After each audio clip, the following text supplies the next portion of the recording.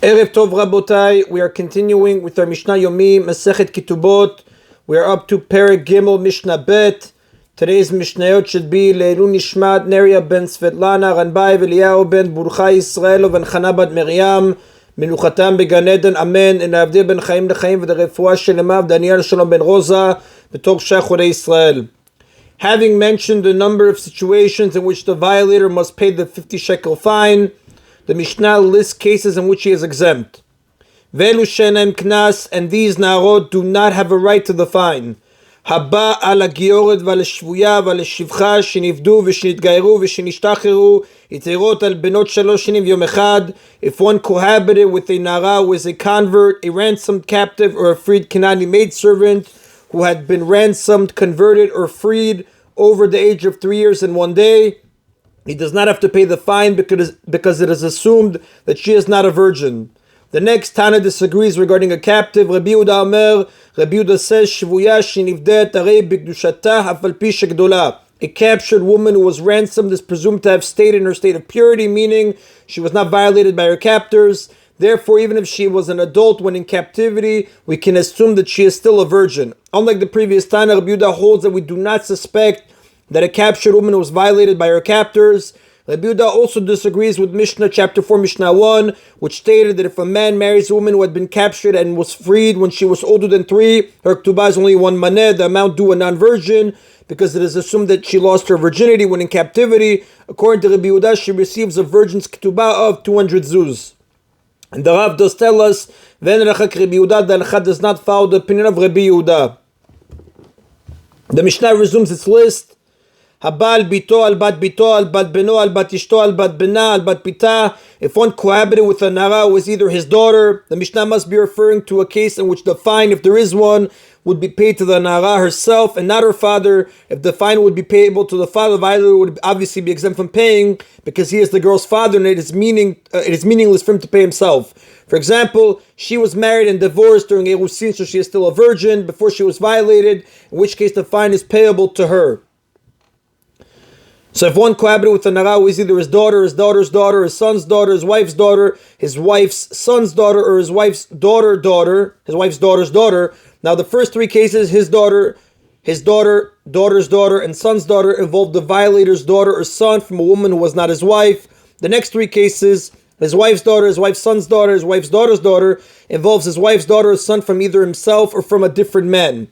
And they do not have a right to the fine because he is liable with his life for cohabiting with them,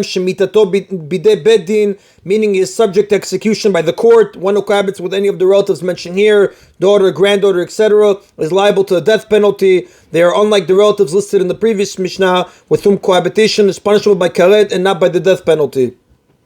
And the rule is that anyone who is liable with his life does not pay money, meaning that if a person committed a capital crime and at the same time became obligated to pay money, he is exempt from having to pay the money. Even if the sinner is not actually liable to death penalty, for example, he committed the transgression without knowing that it is forbidden, he still does not have to pay the fine. The fact that he committed a capital crime is enough to exempt him from the financial obligation. Shenamar, this rule is derived from that which is stated in Sefer Shemot, chapter 21, verse 22 in the Torah, Velo yason anoshi anesh. If men fight and collide with a pregnant woman and she miscarries and there is no fatality, meaning neither of the men was killed, he shall surely be punished, meaning the man who caused the miscarriage must pay the value of the fetus. The verse refers to 2 men who are fighting, with each one intending to kill the other. It teaches that if neither man is killed, but one of them accidentally hits a pregnant woman and she miscarries, he must pay the value of the fetus.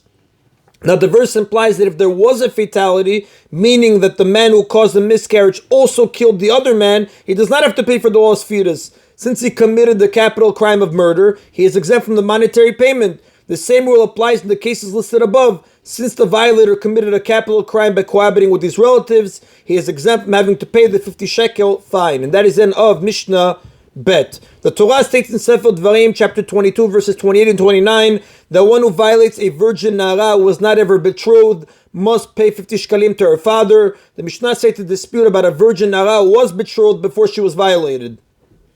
Nara shenitarsa v'nitgarsha, concerning a nara who was betrothed, that was seen and divorced before she was violated. Now, if the nara was not divorced but was still married when she was violated, all would agree that the violator doesn't have to pay the fine because he committed the capital crime of adultery. And as taught in the previous Mishnah, one who commits a capital crime does not become obligated at the same time to make a monetary payment. She must have been divorced during Erusin, the commentaries add, because if she was divorced after Nisuin, she would not be considered a virgin. So concerning a Nara who was betrothed and divorced before she was violated, Rabbi Yossi Aglili Omer en laknas. Rabbi Yossi Aglili says that she does not have a fine. The violator is not required to pay the fine to anyone. Rabbi Akiva Omer yesh la knas uknasah la'atzma. Rabbi Akiva says that she does have a fine, but instead of being paid to the father, the fine is paid to her. According to Rabbi Akiva, the verse does not mean that if she was once betrothed, there's no fine at all. Rather, it means that if she was betrothed, the fine is paid to her instead of to her father. And the Rav tells V'lachak Rabbi Akiva, the Halacha follows the opinion of Rabbi Akiva. And that is the Rabotai of today's Mishna Yomi. Baruch Adonai Leolam. Amen v'amen.